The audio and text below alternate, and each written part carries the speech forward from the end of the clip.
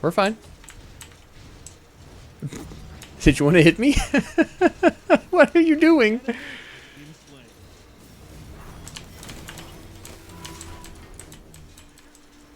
Hello everyone, this is your host Professor Reha here with the Athena support guide for Siege.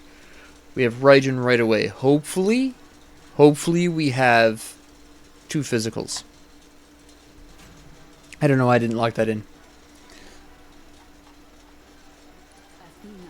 Let's see.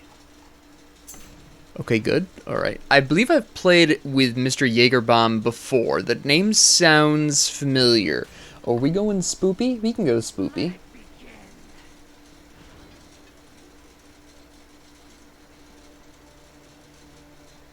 Nice. Oh, if he was going to go Barbarian, I was going to go Amazon. Oh, he's going with the Elemental. No, he's just rotating through. Alright. Fair enough. Fair enough. Okay. Daji, Zonkwi, Kabrogan, and Set. Alright.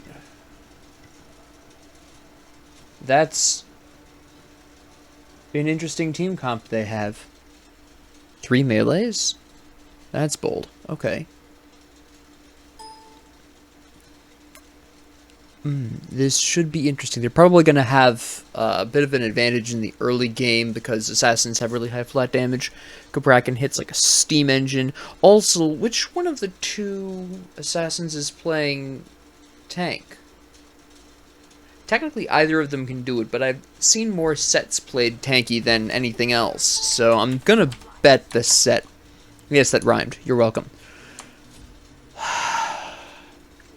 I don't think they're going to heal enough for Tainted Steel. I also don't want to go damage because that would be too much damage with Thor. I'm not going to go hybrid. That's kind of silly. We're going to start with Sovereignty right away. I might grab... let me see. I'll grab Shell. We'll grab a single health potion.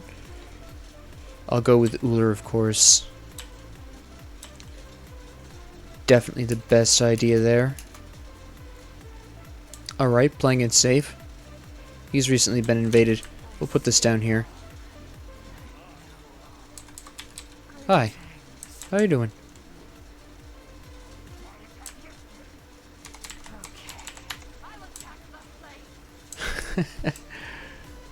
I do appreciate the communication. I forgot to ask because I'm a Demkov.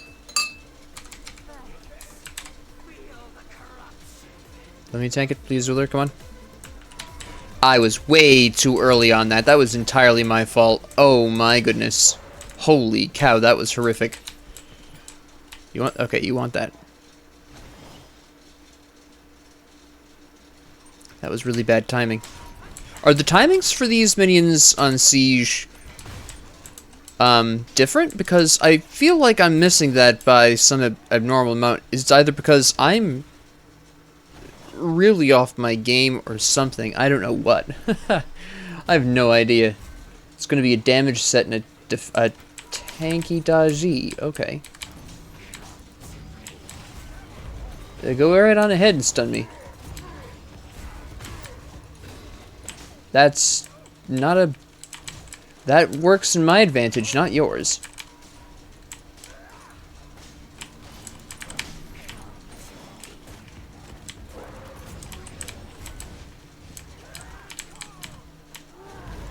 We're fine. We're okay.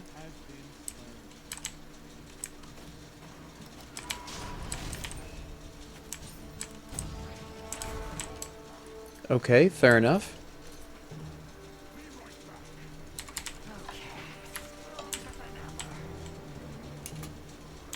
I have my ult. Hello.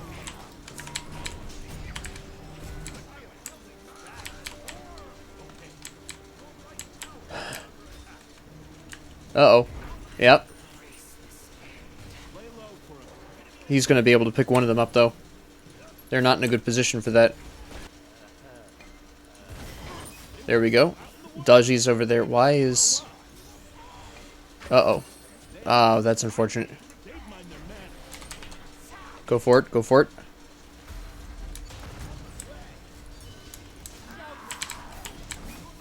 Come on. There you go. Get her. Oh, that was nice. That was beautiful timing. That timing was absolutely fantastic on that Raijin. That was amazing. I don't know if he planned that or not, but that was absolutely incredible. We came out of that one really well. Try not to kill the minions, but just want to weaken him down. My dude, yes. Let's... No. No. No. I've played Cabrakan enough to know that walking into a tower with a Cabrakan with his full kit up is a really bad idea, even as Athena.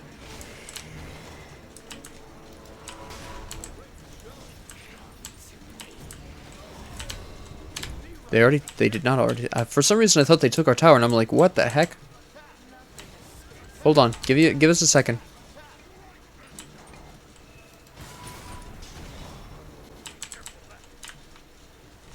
We're fine. Did you want to hit me? What are you doing?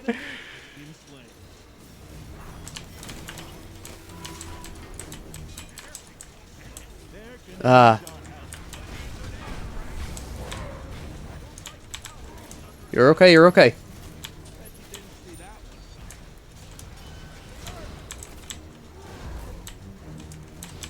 I won't leave you behind. Nope. Well, I'm okay, I'm okay. Whew. Alright. What I need next is Pesty. I'm pretty sure that they're going to be building something along the lines of... They've done a swap.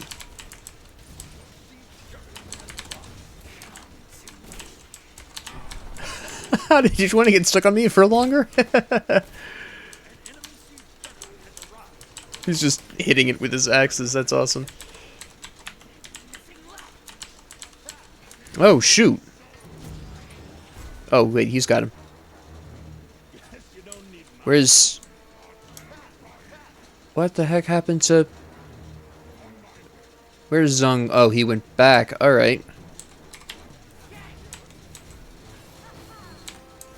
Are you insane?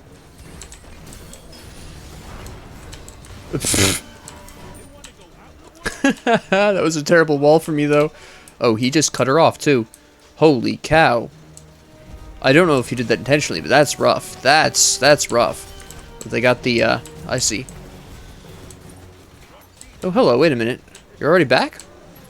That was fast, okay. I was not paying attention to your cooldowns, was I?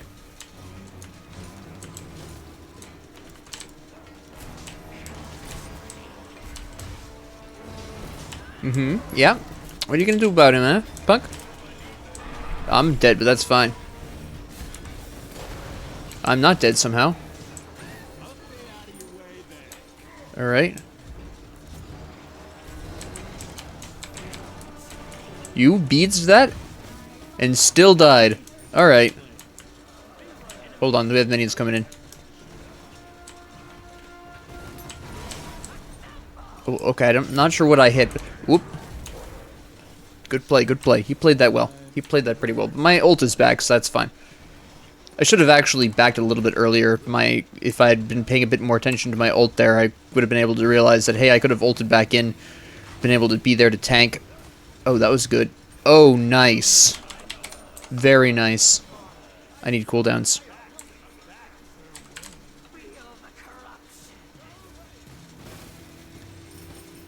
Very nice.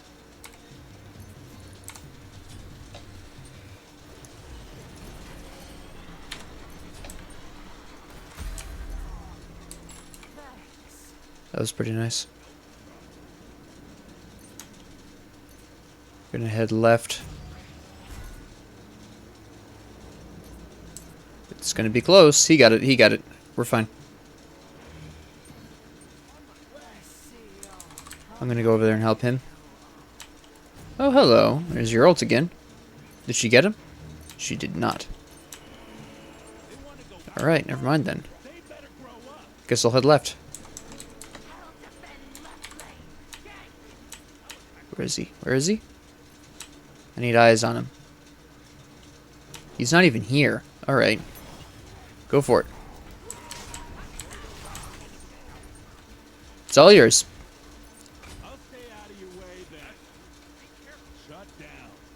I'm not worried. I'm worried. I'm suddenly very worried. Nope. You want a piece of this? I still have shell. Come on. I know you want me. There you go. You know, I missed my shell. I didn't hit that in time. That's 100% on me. But Raijin's there to pick it up, so that's fine. It's completely fine. There you go. That's what I'm talking about. Yes. 100% absolutely. I have a hard time with that ability myself. I almost never hit my axe unless they're being wicked predictable. It's very rough. Alright. Good. Good. Uh-oh. That's not good. Yeah. That was a bad situation. I'll be able to arrive... Oh, wait. I don't even need to use my ult.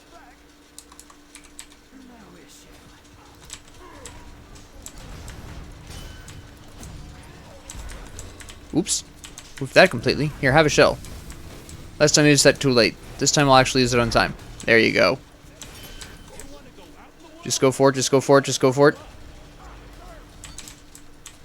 Please take the tower. Alright, guess not. I guess I'll just help take out my boy here. No, I gotta get out of here. This is a free heal right here. And I need this heal.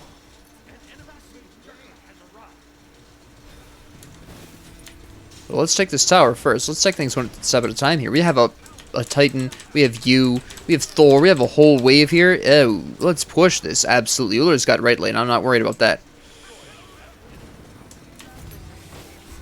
What are you doing, punk? What, do you think you're spicy because you've got a Phoenix? Okay, we gotta retreat. We gotta get out of here. This is a bad situation. I don't know where Bracken is. Yeah, I'm on my way too. Oh.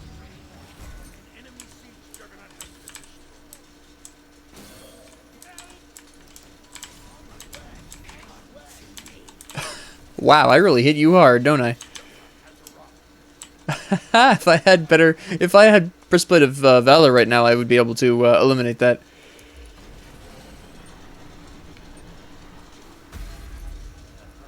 There we go. If only I had my cooldowns, I could have killed Daji. Oh, they surrendered. Okay, so what actually happened there? Well, the first thing I want to point out is their rather horrific team comp.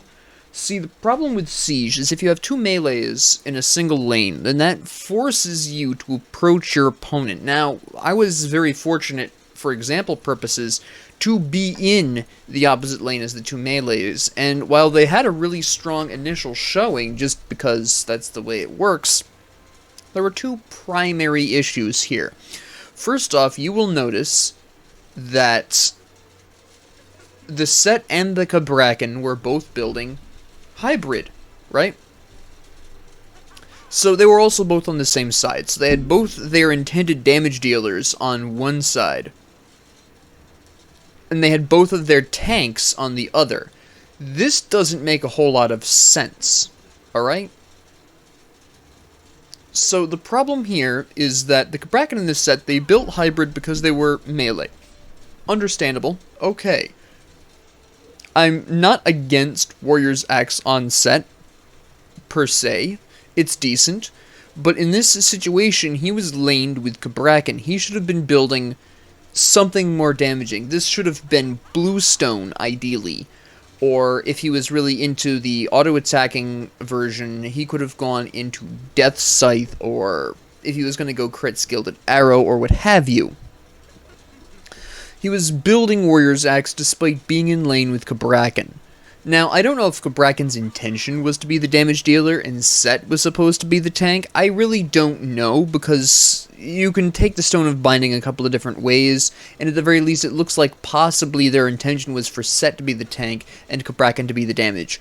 or at least some form of hybrid. That's kind of what it looks like initially. And then Set goes into Berserker's Shield, which, granted, is excellent on Set, but if you were going to build Berserker's Shield, you were going to go into that hybrid with auto attacks, you really should have built Death Scythe right off the top and really been emphasizing your auto attacks later on down the line. Use your abilities in the early game to build yourself up to kind of soften the enemy, so when you close that distance by teleporting to one of your sand dudes, you can start wailing on them with auto attacks. So, Berserker's Shield plus Warrior's Axe, which is specifically, well, this is either abilities or autos, but with the melee character, it's mostly abilities.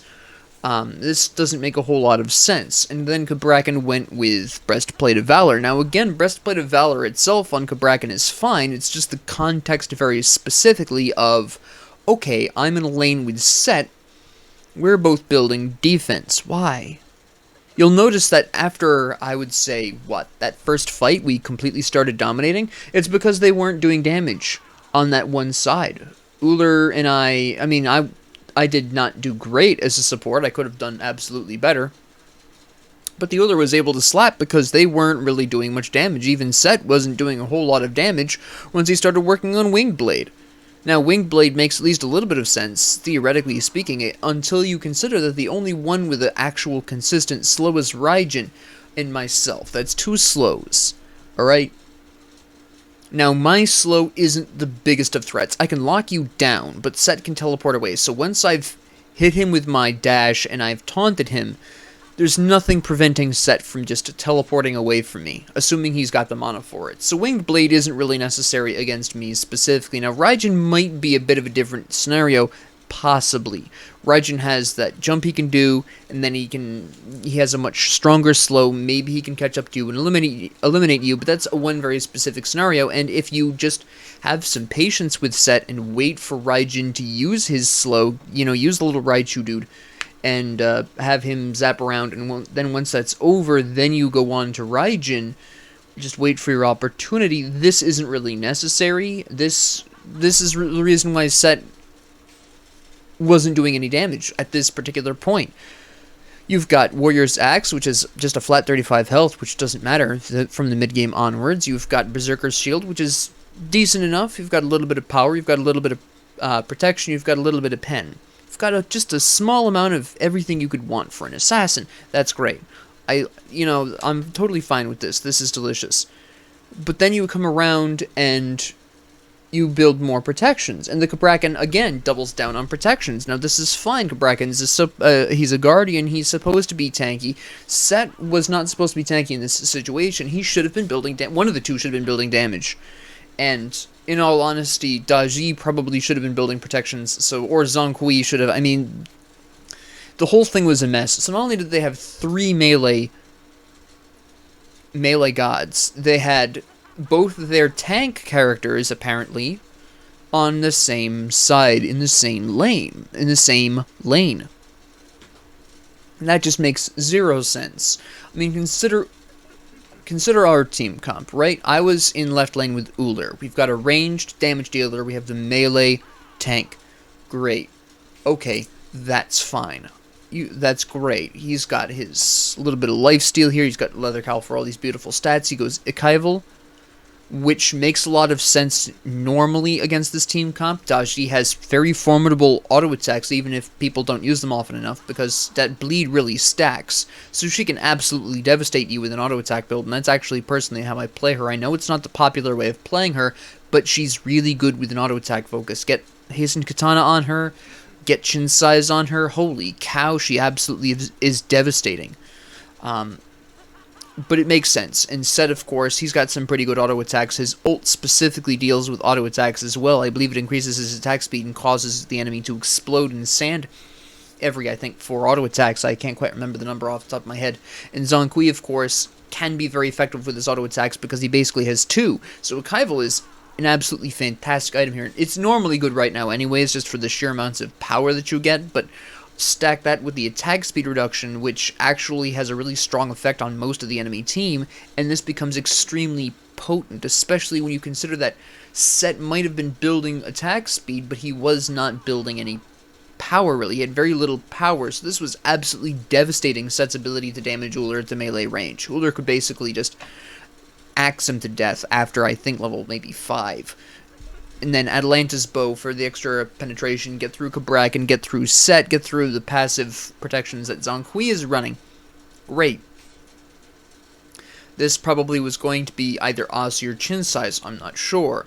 But this also was going to be absolutely fantastic. But the Uller was just able to blast through the enemy team. Very little trouble. The Raijin builds Book of Thoth. Now, great.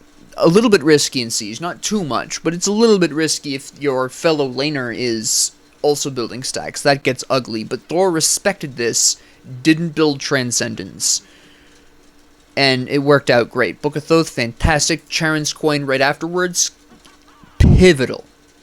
I mean, you just got to look at the enemy team and know, hey, I'm going to need some pretty good amount of protections. You've got Cabrakan, naturally high defense. Set, building hybrid. That was almost immediately apparent from Warrior's Axe. Zhong Kui, building some kind of almost hybrid thing with Warding Sigil and Warlock Staff. They gave themselves away well before Raijin was even working on Charon's Coin. The need for penetration was immediately apparent. Built this, absolutely fantastic. And sustain as well, absolutely fantastic choice. Soul Gem, Raijin, everything Raijin does gives him a stack of Soul Gem. This is fantastic on him, especially when you combine with Book of Thoth. You get that 40% of your magic power on there. Ooh. That's a good amount of healing. That is a good amount of bonus damage. That is fantastic, especially since you have that amazing slow. You can do your jump in on the enemy to stun them for a second, guarantee that hit. Oh, your really long reach ultimate. Yes, this is an absolutely delicious item on Raijin, and it's just fantastic. And really great sustain against an enemy team comp that had no anti-heal, which is somewhat justified. I'll give them that. They didn't necessarily need anti-heal, but Raijin saw this opening and was like, Soul Gem this. Yes. Pardon me, I almost choked on my saliva. That's a terrible thing. Now, Thor took a risk. It paid off because the enemy team built full damage as well, but Thor took a bit of a risk here by not going into at least some form of hybrid item, went right into, for some reason, Brawler's Beatstick. I don't know if this was just cost-efficient power and pen. I've seen that, and I've done that before, where I've built Brawler's Beatstick not for its passive, but just for the power and penetration at its cost, which is possible and absolutely can work, and Thor clearly made this work really well. And the reason why this worked really well for Thor is because Daji and Zhong Kui were not building much in the way of protections. Zhong Kui probably could have withstood the penetration because he had Warding Sigil, that's fine, but Daji was getting devastated, and then Thor doubles down with more flat penetration with Jotun's Wrath, and now suddenly Zhong Kui is just not really standing up that much anymore. He's only got 100, now he's down to 75, and that was, you know, before he was even level 13. And then Thor goes into Runic Shield for a bit of hybrid there, which is fantastic, and that's only because the only enemies doing really well in the enemy team were the magic dealers. Now, this is actually a really great adaptive build. I want to talk about the Runic Shield for a hot second. So the Thor realizes, hey, the only members of the enemy team actually doing well are the Cabrakan and the Zhong Kui. And by well, he means average, because the Cabrakan was 4-3-2. The Cabrakan was okay. There were a bunch of abilities that Cabrakan missed. Cabrakan left himself pretty open to some pretty devastating combos by choosing just the worst times to ground pound. So this seems like somebody who's at least understands Cabrakan but hasn't quite fine-tuned the performance.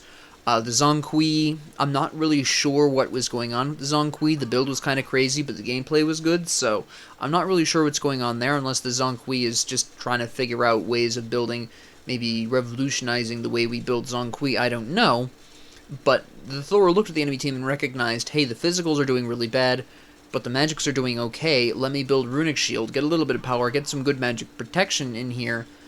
And the reason why Runic Shield was, again, so much more effective than it normally would be is it completely eliminated the Cabrakan's damage output, because Cabrakan was only getting 30 power out of this, and Runic Shield was eliminating 40, so he's down to 0 magic power.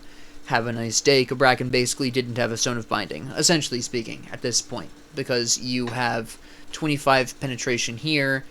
Stone of Binding, essentially, for Thor, does not exist. It's rather amusing, but on top of that, you know, you've got Zonkui, who couldn't finish his Warlock Staff in time because he was behind. You've got Charon's Coin, and you've got whatever this was going to wind up being. I couldn't tell you which one of the three it was going to be because all three are good on Zonkui. But regardless, that's all irrelevant. The Thor built quite well, and again, I just want to emphasize, the Brawler's Beatstick here wasn't built for the passive. This was built for its power and its pen and its cost, and it worked only because the enemy team had the insanity to put their two damage dealers, or their two intended damage dealers, I guess I should say, into the same lane. And you know, part of the reason this isn't 100% me, but at least part of the reason why the Daji and the Set were having such a hard time killing my allies is because I had Sovereignty and they did not have penetration. And you'll notice the Set only had 10% penetration. Okay, sure. Great. Daji had none. She was working on her penetration here with Mace, but she had 0 penetration. Now let's look at the default protections of my allies, alright? Thor. Okay. We'll round up. He's got 55, protections, and we're gonna just round up for Set's penetration. Set's got 10% of that, so he's got 6. We're rounding up 5.5 to 6. Okay, so he's got 6 penetration. Ooh. Alright. I boost that protection by 15. 10% of that is 1.52. Oh, wow, no. Please, no. I'm increasing Thor's protections by roughly 7. So I'm counterbalancing that, and still, I'm counterbalancing Set's penetration from his Berserker's Shield. The sheer lack of pen on everyone but Zonkui absolutely hurt them. This is why building just 10% penetration is not enough. You need 20%, maybe 30% if you can get it. 10%'s not enough. Even Raijin, okay, you've got 70, we'll round up to 75 protections, physical protections. That's delightful. Good job. Okay. 7 penetration on that Set. 10% of that. I'm sorry, we're rounding up, pardon me. 8. And then I boost that by 15. Oh, look, 2 more. Now you've got... what? Actually, yeah, no, 2 more. Now you've got 10 flat pen, the equivalent of 10 flat penetration. This is why building... this also demonstrates, actually, really quick, why you shouldn't build percentage penetration so early. The only reason why it works on Charon's Coin is for 2 reasons. First, that's 20% very early, which actually has some difference. Second, Charon's Coin fulfills a variety of purposes. If you build it late game, you're building it for the penetration. If you build it early game, you're building it for the sustain, the MP, and the HP 5. It works regardless of what stage of the game you build it in. Charon's Coin is a beautiful item. Anyways, back to the point. Part of the physical problem here was just I built Sovereignty, and my allies were able to do quite a bit better. Now, I will confess that Pestilence was completely unnecessary at this time. I should have built Genji's Guard for the cooldown. I would have performed a lot better with that. I did not need Pestilence at this point. This was a mistake. I was in a hurry at the time. I just built whatever. I could have built Bulwark as well. I think another really effective item, considering Raijin's autos are extra wide. I could have built Shogun's Kusari as well, or Talisman of Energy. Basically, any other of my favorite magic protection items besides Pestilence would have been a better choice here, because they weren't healing. Zonkui was healing a good amount. Fair. Set wasn't healing a decent amount. 35 flat every... how many seconds is that? 35 flat, oh, plus 1 per level, so we're going to round up to just 50. 50 HP every 8 seconds is not a big deal. I'm sorry. At mid-game, it doesn't matter. So I didn't need Pestilence here. That was a complete waste. I should have built Genji's Guard or Talisman of Energy or Shogun's Kusari. That was my mistake, and I definitely would have had a better mid-game if I had built one of those other items. I rushed that decision, and I should not have. But Sovereignty was exactly what my team needed. Just eliminate the damage of Daji and Set. And Set really should have been building more heavily on the damage. Punch through my Sovereignty. Build penetration. That's why Jotun's Wrath is so popular right now. It's 10 flat penetration. It is roughly equivalent to 10%. It doesn't transition into the late game as well as 10% does, sure. But you get so many other things out of Jotun's Wrath, it's not just about the penetration, but in the early game, all you need is flat. Your first 3 items, unless they provide you with some other bonus other than the penetration, you should not be building percent penetration in your first 3 items. Again, Charon's Coin, I've already explained why that's very specifically useful. It also offers you sustain, so even in the early game, even if you're not using that penetration, you're using that sustain. If you're building Warlock Staff, yes, it has 10% magic penetration. That's just a nice to have. What you're really building Warlock Staff for is the health and the power. But what you really want is the health. That's mostly why people build Warlock Staff. The power is just a bonus. The penetration is a bonus. The mana, it's nice to have. But what people really build this for is the increased health. That's what you build it for. You want to be a little bit more durable without sacrificing power. And that's okay. But that's... If I had to summarize the enemy team's problem, it would come down to 4 specific issues. First issue is they had too much melee in a siege match. They should have been 2 ranged, 2 melee, which is exactly what we had. Their second issue is they put both of their intended tanky characters in one lane, and they put both of their intended damage characters into another. Now, Zonkui might have been trying to build hybrid. At least he started out with that plan of building hybrid. You've got Warding Sigil, you've got Warlock Staff. This indicates to me that Zonkui was genuinely looking to go into a kind of hybrid tank mage type build, but then apparently gave that up with Charon's Coin. And like I said, maybe the Cabrakan was looking to build hybrid and just decided to go with Breastplate of Valor after the horrific showing at the early game where our allies came over and slapped them for us. Which was just the enemy Cabrakan and Set being greedy because they were tankier than average. That's what that was. I've had it happen to me, so I'm not really going to be hard on that for them. You have a different mindset when you're tanky, and I think they both fell into that mindset of, hey, it's the early game, I'm indestructible. No, you're not. I'm sorry. But I think the protection building was kind of a reaction to that fight, and that was a mistake. That actually goes into the third thing. The Set built too tanky. Cabrakan had that handled apparently at some point. Zonkui was building kind of hybrid. Set building hybrid is fine, but Set wasn't building hybrid. Set was building almost full tank.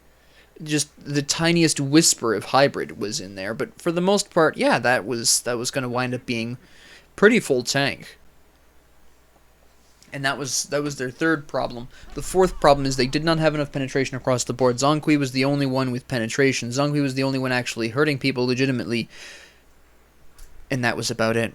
I mean, Cabrakan got some early game kills before penetration was really needed. Cabrakan also has the benefit of Stone of Binding, which achieves roughly the same thing as 10 flat penetration, which is fine. But that's why the Cabrakan got some good kills. But that's what it comes down to, those 4 main problems. That's really what happened there. So that being said, thank you all very much for joining me. If you liked this, please like and subscribe. If you didn't, please ignore me. If you have any comments, questions, concerns, ideas, suggestions, what have you, please leave them down in the comment section below. And thank you all very much for joining me. Have a great 24 hours.